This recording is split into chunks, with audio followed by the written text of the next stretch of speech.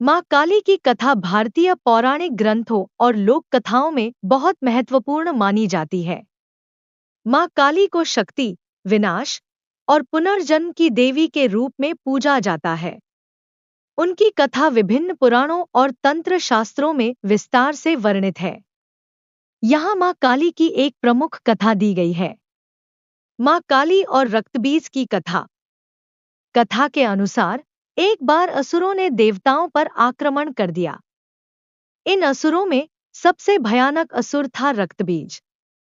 रक्तबीज को ऐसा वरदान प्राप्त था कि जब भी उसके शरीर से खून की एक भी बूंद जमीन पर गिरती, वहां से एक और रक्तबीज उत्पन्न हो जाता।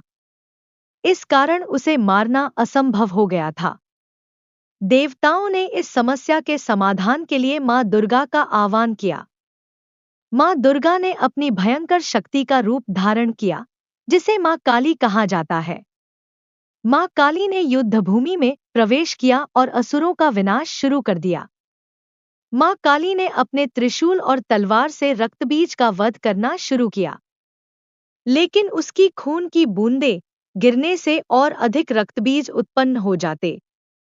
तब मां काली ने एक अनोखी युक्ति अपनाई। उन्होंने रक्तबीज के रक्त को जमीन पर गिरने से पहले ही अपने मुख में ग्रहण कर लिया। इस प्रकार उन्होंने रक्तबीज को पूरी तरह नष्ट कर दिया। मां काली का उग्र रूप।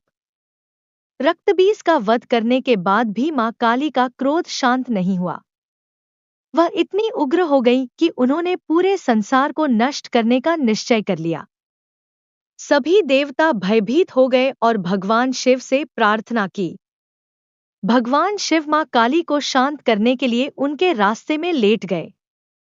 जब मां काली ने शिव को अपने पैरों के नीचे पाया, तो उनका क्रोध शांत हो गया और उन्होंने अपनी जीभ बाहर निकाल ली।